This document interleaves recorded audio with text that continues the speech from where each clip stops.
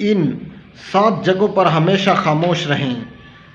Number 1، محفل کے اندر جب لوگ ایک دوسرے کے اوپر بات کر رہے ہوتے ہیں، جب 2 لوگ ایک دوسرے کے اوپر سبقت لینے کی کوشش کر رہے ہوتے ہیں تو اس وقت آپ خاموش رہیں، کیونکہ اس وقت آپ کی بات کی کوئی ویلیو نہیں رہے گی۔ ہمیشہ 2 لوگوں کی لڑائی میں تیسرا بندہ مارا جاتا ہے۔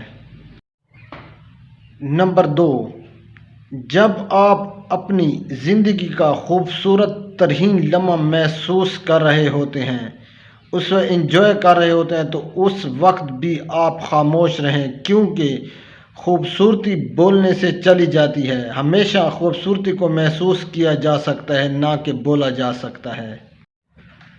نمبر 3، جب کوئی دوسرا بندہ آپ کو اپنی فیلنگز بتا رہا ہو، چاہے وہ فیلنگ اچھی ہو یا بری، آپ اس وقت خاموش رہیں، چپکے سے اس کی بات سنیں، کیونکہ لوگوں کو سننے کے لیے کان چاہیے، آپ کا مشورہ نہیں۔ نمبر 4، جب 2 لوگ آپس میں بات کر رہے ہوں، آپ کو پتہ بھی نہ ہو کہ یہ کیا بات کر رہے ہیں، وہاں پر بھی آپ خاموش رہیں گے۔ اگر آپ بولے تو بہت برے لگو گے، بڑے کم عقل لگو گے، احمق اپیئر ہوگے۔ نمبر 5، جب آپ کے والدین آپ کو نصیحت کر رہے ہوں، آپ کو سمجھا رہے ہوں، تو آپ اس وقت بھی خاموش رہیں، چاہے آپ ان کی باتوں پر ایگری کرتے ہیں یا نہیں، لیکن پھر بھی آپ خاموش رہیں۔